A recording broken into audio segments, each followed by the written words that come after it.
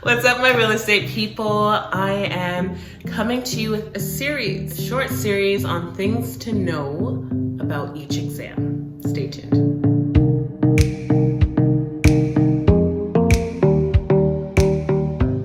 Okay, so I'm gonna do a separate video for each exam, so it'll be shorter videos, hooray.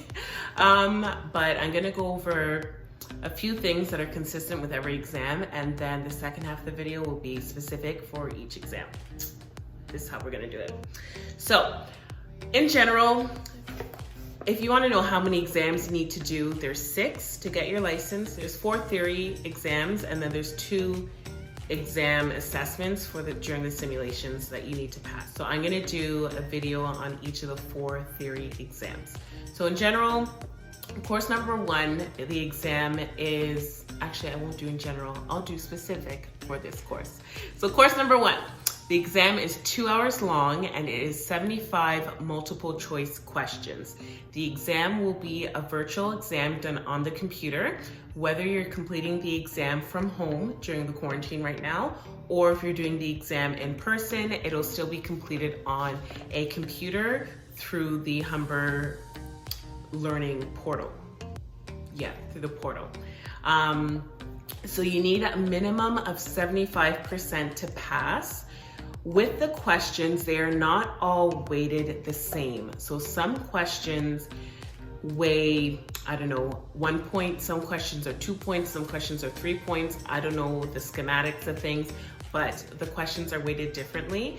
If you want to see, once you've completed the exam, if you want to see a breakdown of what your score was for each module, I've done a separate video. I will post that somewhere up here. So make sure you pause this video, go and watch that, and then come back and finish here. So that's exam 1. Some things you need to do. The only things you really need to bring to the exam is a non-programmable calculator, photo ID, a piece of paper with your login information, and that's it. If you're writing the exam in person at the school, I did mine at Mohawk College, and I asked them for a piece of paper and they supplied me a piece of paper and a pen so I could write down my ideas and my thoughts and stuff as I was doing the exam. During the virtual exams, that ain't happening. You can't have no paper, no pen. You can have a paper with the login information, but for nothing else. If you're doing your virtual exam at home, you wanna make sure you have your laptop, or if you have a laptop, make sure it's plugged into the charger. You also wanna make sure you have your phone available on a stand or propped up on books or candles or something to be able to watch you doing the exam and have that charger plugged into your phone. Just in general with the questions, I would suggest that you go with your gut feelings. A lot of the times when you're answering a question, you'll pick one answer and then you'll think, oh, I don't know if this is right. Or you'll go a couple more questions down the line and say, oh no, it should have been this answer. Go with your gut feeling. Because the worst feeling is having a gut feeling about something, picking a different answer, and then finding out that you should have gone with your gut feeling. So just in the first place, just go with your gut feeling. Even if you get it wrong later on, that's okay. It's something for you to improve on. If you don't pass the test, you can always do a retake, but initially just go with your gut feeling. So with these multiple choice exams, what you have to think about when you're answering the question is, what is the best answer? The answer, sometimes there's more than one option that could technically be right, but you have to think in the mind frame of what is the best answer? What is the most qualified answer with the best information? It's not always the answer with the most information, but the best answer. Pro tip, Pass It has some really good tips on how to answer multiple choice questions in general. So when I did Pass It for course 1, I had actually read through the material and it was very helpful. And there's some tips in there that I've used throughout every exam.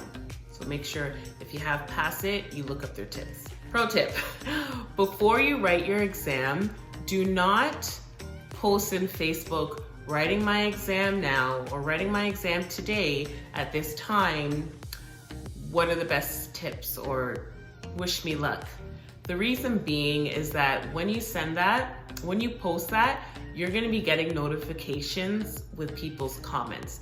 You could have posted that at 1 o'clock and then have your exam at 5 p.m.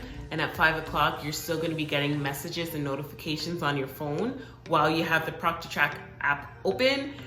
It's too distracting and it's too much, and it's technically qualification for the exam to be stopped. So minimize social media communication the day of your exam.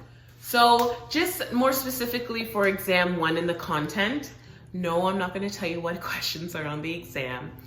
That is illegal. But just in general, course 1 is really just an introduction to the whole real estate world. They're going to introduce you to all the terms you're going to be using, a lot of basic stuff, foundation stuff for the upcoming courses. So things like what a client is versus what a customer is. There's a big difference. So you're gonna want to make sure you understand that premise. Things like what RICO is versus what REBA is.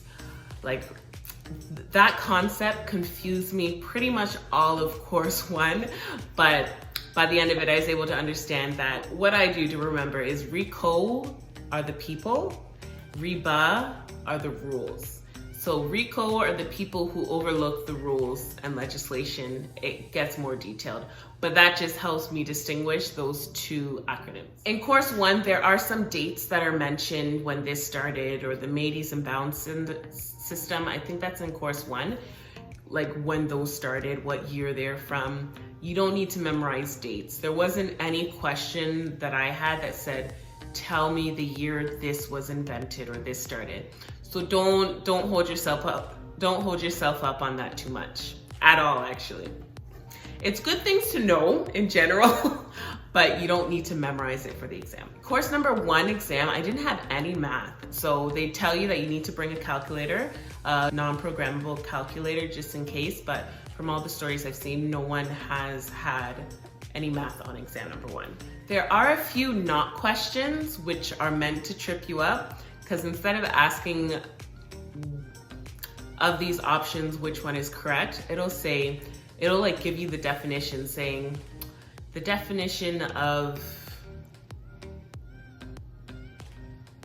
a client is this. Of the answers below, tell me what a client is not. So it's like, oh, they're giving me the definition, but now I need to figure out what it's not. So just prepare yourself. And in my previous videos, I've always said, don't read the content to memorize it, read the content to understand it. And that will give you a good premise for answering questions. And exam number 1, I was very surprised that I had done Pass It, and I'll link a video somewhere on how I use Pass It very, very efficiently to help me pass. But I was surprised to find out there was some questions from Pass It on the actual exam. There was only like maybe 2 or 3, but hey, that's 2 or 3 points you know you're gonna get right.